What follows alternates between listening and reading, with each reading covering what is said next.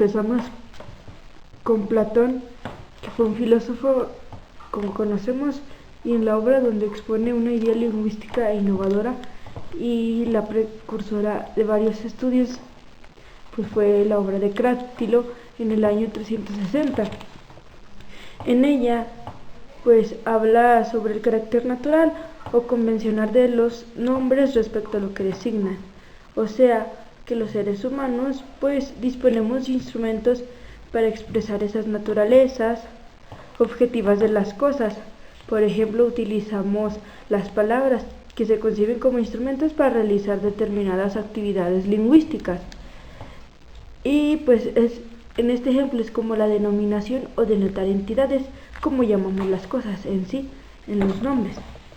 Y también Platón hace un estudio muy a fondo sobre los sonidos lingüísticos que imitan o se adecuan a la naturaleza de las cosas y analizan las propiedades fónicas de las letras, pues es decir, los fonemas y de su naturaleza fónica. Y con esta obra de Platón, pues inician investigaciones, o es el precursor o el que inicia pues las investigaciones sobre el fonosimbolismo. Ahora seguimos con Dante, con su obra de Vulgaria Elocuentia en el año 1302, y fue un poeta italiano y sentó sus bases en la lengua literaria italiana y la lengua estándar moderna. En su obra pues trata de distinguir las lenguas naturales que se aprenden fácilmente y espontáneamente, y también hacer la comparación de las lenguas vulgares que aprendemos en la escuela a través pues de los medios escritos, y pues reconoce primero, distingue estas dos lenguas primero como lengua natural o la lengua materna y la lengua artificial. Entonces su trabajo está dedicado a describir estos procedimientos formales de la lengua vulgar y pues de las lenguas usadas de forma espontánea por la gente común. Y pues obviamente Dante tiene clara la noción de la facultad del lenguaje que cada ser humano posee, que aprende con facilidad. Y pues también en su obra pues aborda el origen de la lengua primigenia de la humanidad. Hace una investigación primero basándose en la Sagrada Escritura o en la Biblia, donde la primogenia sería el hebreo, pero bueno, solo eso es una hipótesis. Y entonces Dante con su obra de Vulgaria Elocuentia hace un análisis sociolingüístico en su época, pues ya que estaba tratando de darle el realce que merecía a las lenguas vulgares, porque que estaban en formación apenas. En estas lenguas pues estaba formando el francés, el italiano y en su parte pues el inglés antiguo, y pues desacreditaban completamente estas lenguas y no eran consideradas cultas como lo eran el latín y el griego. Ahora seguimos con dos autores que hicieron un trabajo en colaboración, y primero pues fue la Gramática General y Razonada en el año 1660. Arnould pues fue un filósofo, teólogo y matemático francés, y Lancelot fue un religioso y gramático, y en colaboración ellos crearon esta obra que ya mencioné. Entonces la Gramática General y Razonada pues dedica su estudio a las letras y los caracteres de la escritura, sobre los principios y razones en los que se apoyan las diversas formas de la significación de las palabras. Una aportación muy importante sobre esta obra parte de la idea de que la gramática pues es una expresión de determinadas operaciones del raciocinio humano, y del cual constan de las siguientes tres operaciones. La primera pues es la categorización mental de la realidad, la segunda pues es la formación de juicios, la tercera la formación de razonamientos, y en conclusión pues la Gramática General y Razonada pues se da una tradición de un análisis gramatical y que intenta ofrecer la racionalización de la estructura gramática basada pues en razonamientos puramente internos. El siguiente autor es Franz Bopp, en su obra Gramática comparada, publicada en 1833. Pues Franz Bopp fue un filólogo y lingüista alemán. Y pues la Gramática comparada de Bopp pues es la única publicación comparativa de gran alcance empírico en la que todos los ejemplos estudiados se dan en el alfabeto original de las lenguas implicadas. Pues se puede decir que Bopp fue fundador e iniciador de una nueva disciplina, la lingüística historio-comparativa, y de una rama de ella, que es la lingüística indoeuropea, en los estudios sobre estas lenguas. Entonces, a este autor le debemos el concepto de reconstrucción lingüística de la lengua madre indoeuropea. Él hace primero estas investigaciones y los métodos para llevarla a cabo, que suponen retomar hacia el pasado los cambios lingüísticos que se observan con el paso del tiempo. Empezamos con Ferdinand de Saussure en sus cursos de lingüística general, publicados 3 años después de su muerte en 1916, porque como dato globito, pues Ferdinand de Saussure no escribió esta obra sino sus discípulos. Y entonces en esta obra Saussure se refiere a la lengua como un sistema de signos organizados al habla, como el uso individual de esa estructura por parte de los usuarios de un idioma, donde habla también sobre el signo lingüístico, que es la combinación de una imagen mental, que es un concepto o idea, con una imagen acústica, sonora, y en la que la lengua pues tiene un equivalente escrito. Y a lo que vamos a denominar como concepto o idea se llama significado, y lo que se asocia con el conjunto de sonidos es el significante. Entonces el signo lingüístico es el resultado de la relación que efectuamos en nuestra mente entre el significante y el significado. Seguimos con Edward Sapir en su obra Lenguaje, escrita en 1921. Nos presenta pues una definición y categorización generales del lenguaje humano. Pues lo primero que se afirma en esta obra es que el lenguaje humano pues no es un instinto biológico como el caminar, sino que se afirma que el habla es una función no es una función, instintiva, sobrevenida y cultural. Entonces así no existe un instinto biológico motivado para hablar. Por lo cual Sapir define el lenguaje como un método puramente humano y no instintivo, pues de comunicar ideas, emociones y deseos, pues mediante un sistema de símbolos voluntariamente producidos. De este modo, la aportación de Edward Sapir contribuyó a una concepción mentalista del lenguaje humano. Seguimos con Leonard Bloomfield en su obra Lenguaje también, escrito después de casi 12 años después de Edward Sapir, que es en el año 1933. Entonces describe a detalle la teoría bloomfiana del lenguaje humano, basado en un análisis mecanicista del comportamiento lingüístico y de que las personas pues utilizamos el estímulo y la respuesta, que son dos elementos esenciales en la comunicación lingüística. Entonces, gracias a Bloomfield se establecieron los fundamentos de una lingüística basada en criterios formales, alejada de una lingüística psicologista.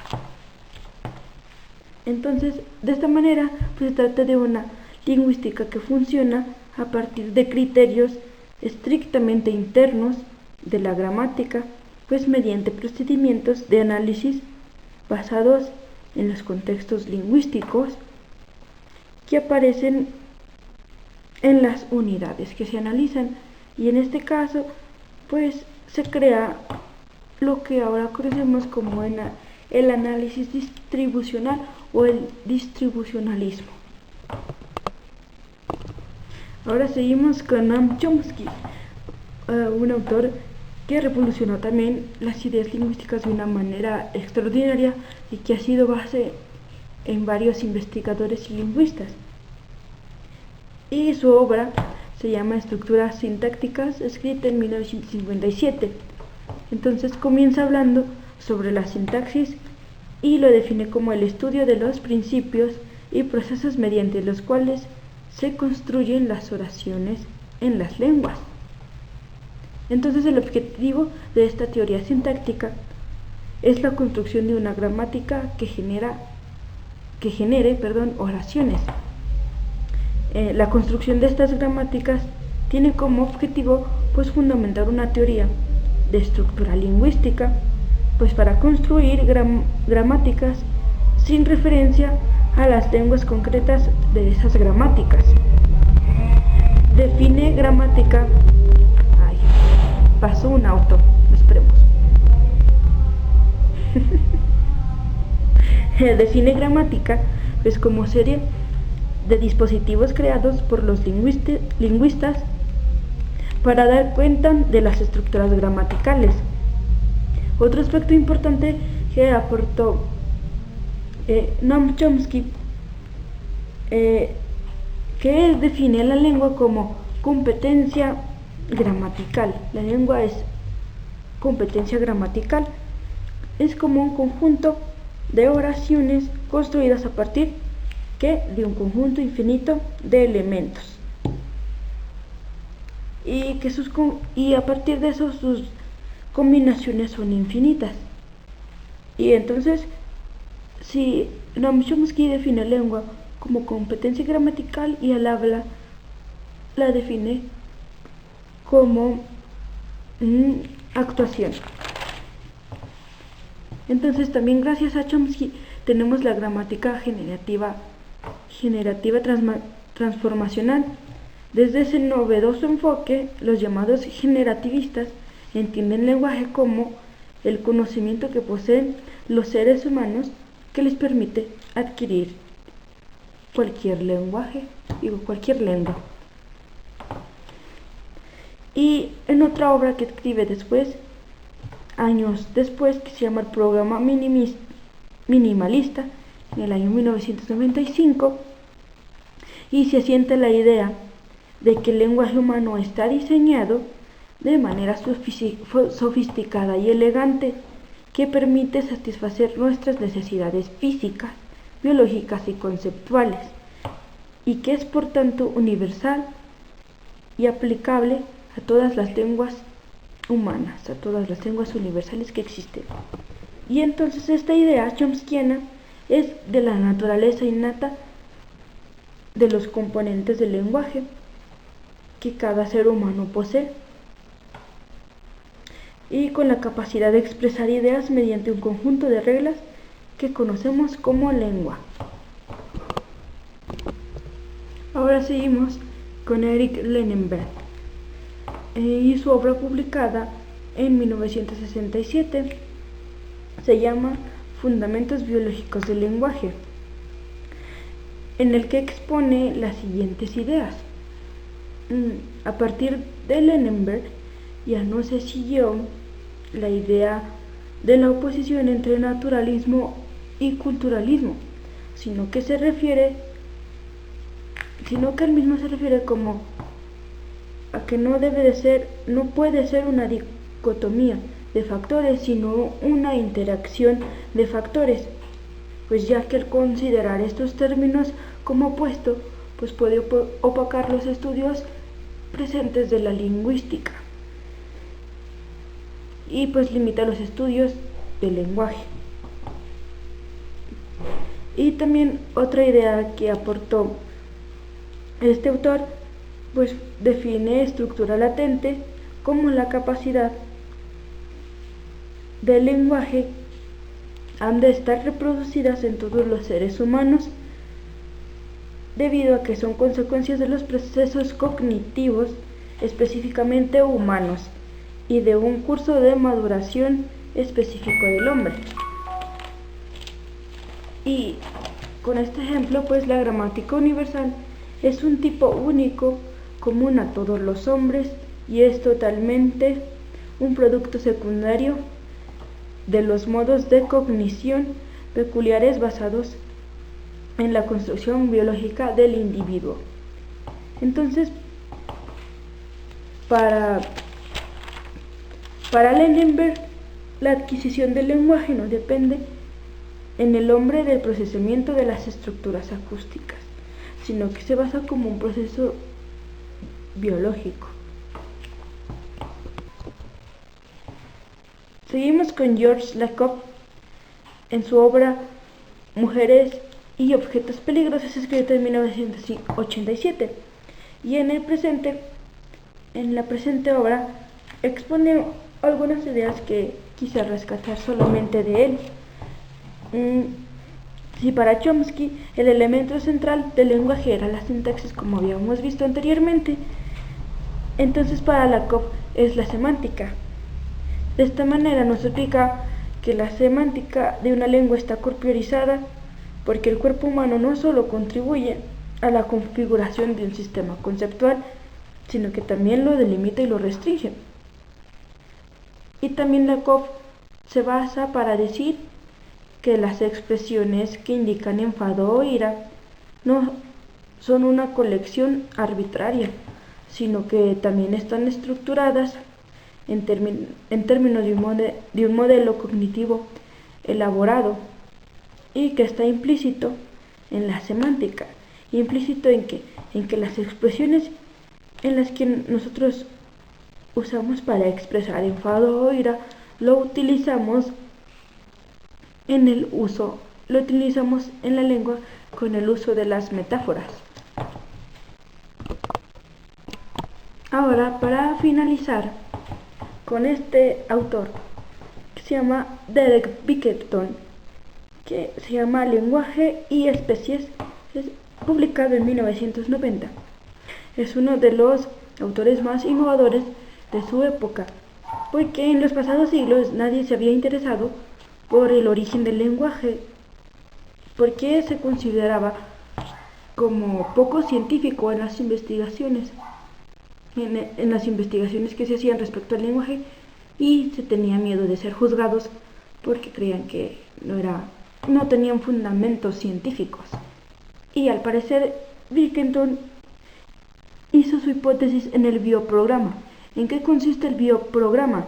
Consiste en que los rasgos comunes a las lenguas criollas se explican porque se originan mediante un pidgin infantil determinado por las propiedades de la capacidad gramatical innata del ser humano, y que esto es universal en todo el mundo universal. Entonces, para Bickerton, el lenguaje humano es un sistema de representación mental y no de comunicación. Y también un aspecto importante que nos dio a conocer mediante esta obra importante, pues es que define el protolenguaje como un lenguaje primitivo. ¿Y qué es el lenguaje primitivo o el protolenguaje? Pues que forma parte de nuestra capacidad lingüística natural que cada persona posee en su naturalidad como seres humanos, seres pensantes.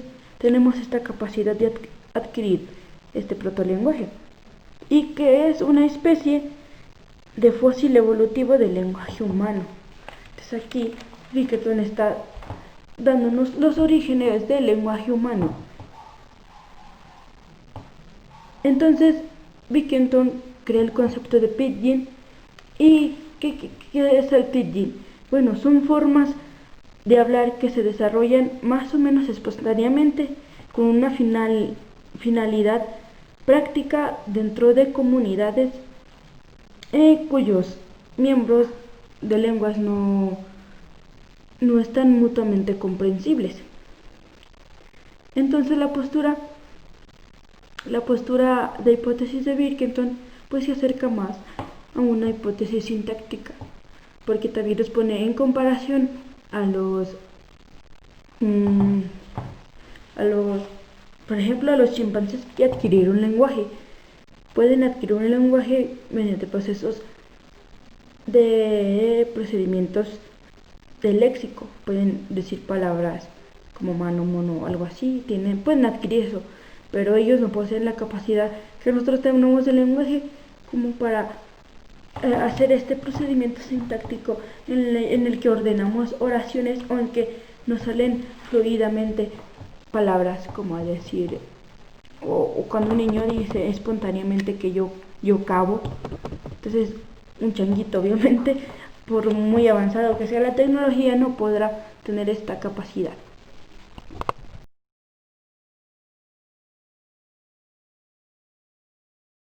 Hasta la próxima.